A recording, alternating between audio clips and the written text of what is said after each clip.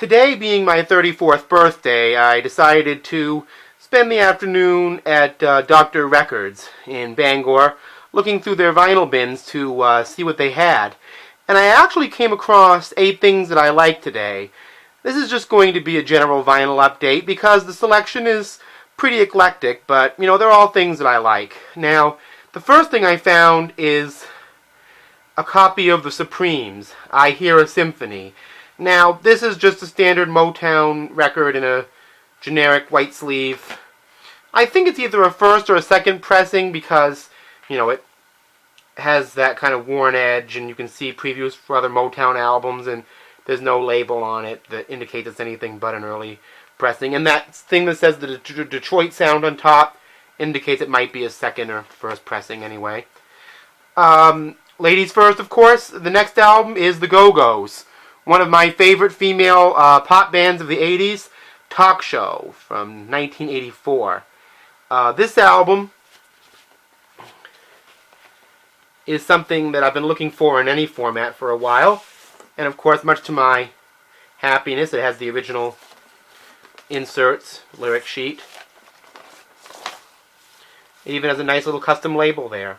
See that? I love custom labels. Any albums that have goodies really help out the music, Something to look at while it's rotating or whatever. Great colorful album cover. This next album is Danny Kochmar and Lee Sklar's The Section, a 70s fusion group who recorded a few albums for Capitol. I love this cover. The fork going through the little piece of vinyl. Great jazz funk kind of album. There's the group right there,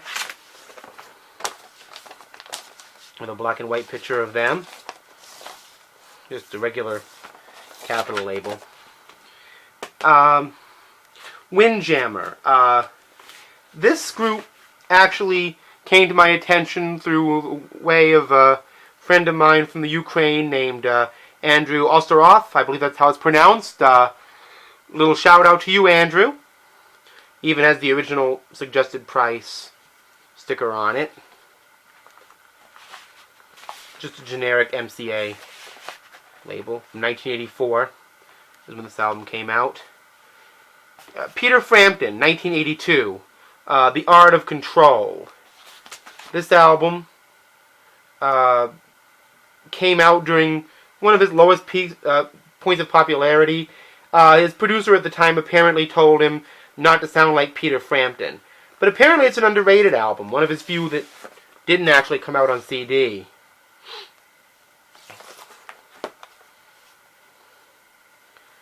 As you can see, it's very much the video game conscious early 80s type artwork on that.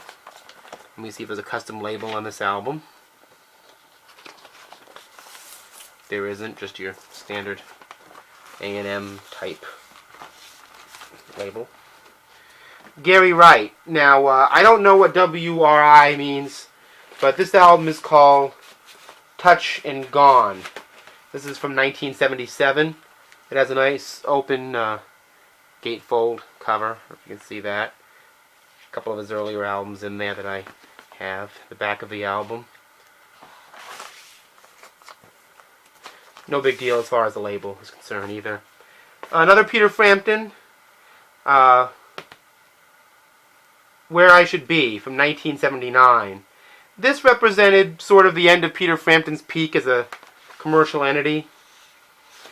But the inside of the album is still very much intact. It's a nice kind of glossy, I don't know if you can see the gloss, standard A&M label. Gloss insert on that one.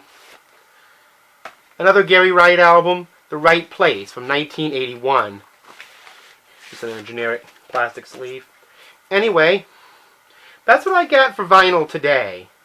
Now, I just wanted to remind you that in the future, I am probably going to maintain more genre profiles when it comes to my vinyl because I'm a little genre specific when it comes to collecting music, mostly in the soul, funk, and jazz vein, and I don't really share the kind of anti-80s prejudice that a lot of vinyl collectors have. As a matter of fact, I tend to be very much a supporter and an advocate of 80s music over that of even my generation of the 90s. But that being said, that's what I got for vinyl today. Just an eclectic mix of music that I like. And all of you out there, enjoy your music, and I will see you next time.